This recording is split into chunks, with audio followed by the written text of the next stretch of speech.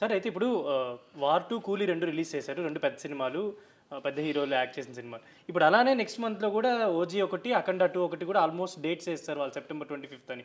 So ఇలా 2 పెద్ద సినిమాలు ఒకేసారి రిలీజ్ చేయడం అది ఎఫెక్ట్ పడుతుందా? లేదంటే మంచిదేనా?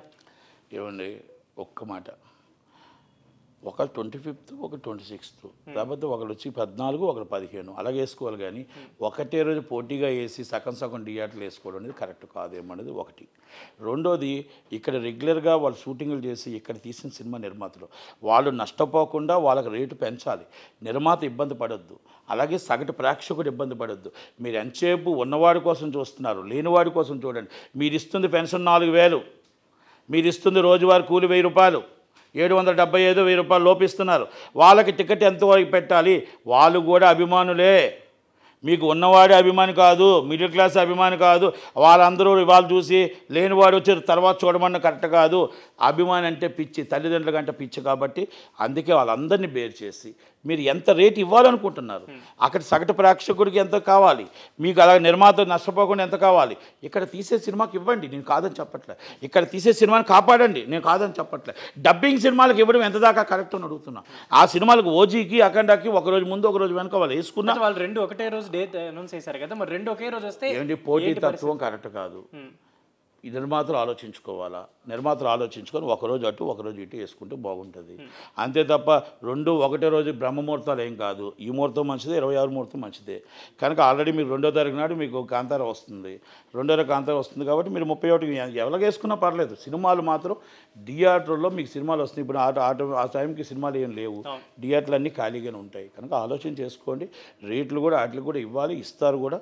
కాకపోతే ఇచ్చే విధంగా ఆలోచించండి. నేను పవన్ కళ్యాణ్ గారిని రిక్వెస్ట్ చేస్తున్నా, పేదవాడి కోసం మీరు ఆలోచించి బస్సు పెట్టారు, ఒక మహిళ కోసం ఆలోచించి మీరు బస్సు పెట్టారు, ఒక ఆడబిడ్డ కోసం మీరు ఆలోచించి బస్సు పెట్టారు, ఒక అక్క కోసం ఆలోచించి మీరు బస్సు పెట్టారు. ఆ అక్క కూడా మీరు పవన్ కళ్యాణ్ గారి అభిమానిని ఎందుకు మీరు గుర్తించరు?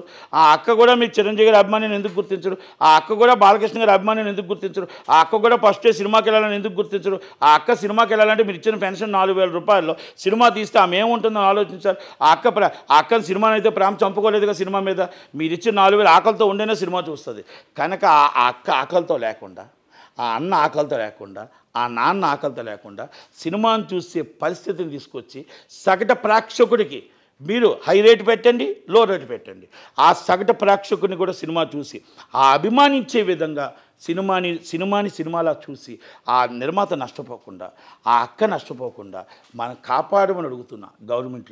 అంతకన్నా నేనేం అడగట్లే. 2 పెద్ద సినిమాలు ఒకటే రోజు వేయడం కరెక్ట్ కాదంటారు అంతే. 2 ఒకటే రోజు వేస్తే బాలయ్య బాబుని చూడాలి, ఇటు పవన్ కళ్యాణ్ గారిని చూడాలి, డిప్యూటీ సీఎం గారిని చూడాలి, ఎమ్మెల్యే గారిని చూడాలి. ఇద్దరు డబ్బులు మనం ఇచ్చిన 4,000 రూపాయలు 2 పట్టు అయిపోతే మన హోమ్ పట్టు అయిపోతే వాళ్ళ పరిస్థితి. ఆ నెల తిండి ఎలా తింటారు? ఆ నెలగా వాళ్ళ పరిస్థితి ఏంటి? మీరు రోజువారీ కూలో 2 సినిమాలు చూసేస్తే ఎలాగా? చూడొద్దు అనడం తప్పు. ఎందుకంటే అభిమాని సినిమా చూస్తాడు, అభిమాని కంపల్సరీ చూస్తాడు. మా ఎమ్మెల్యే గారి సినిమా నేను చూడాలి, మా డిప్యూటీ సీఎం గారి సినిమా చూడాలి, 2 సినిమాలు చూడాలి. మా అన్న సినిమా నేను చూడాలి, మా అన్న సినిమా నేను చూడాలి. అనేటప్పుడు మనం నలుగురు వెళ్తే మనకి ఇచ్చిన పెన్షన్ అయిపోతే అలా ఆకలితో ఉండాలా? ఇది ఒక్కసారి నేను చెప్పింది నిజమైతే ఒక్కసారి పెద్ద మనసుతో, మంచి మనసుతో సినిమాని బతికించండి, అక్కడ సగటు ప్రేక్షకుని బతికించండి. గవర్నమెంట్లు ఆలోచిస్తాయని, ఆలోచించే నిర్ణయం తీసుకుంటుందని, ఆ నిర్మాతలు కూడా ఆలోచించే నిర్ణయం తీసుకుంటారని ఆశిస్తున్నాను. Thank you very much. Thank you.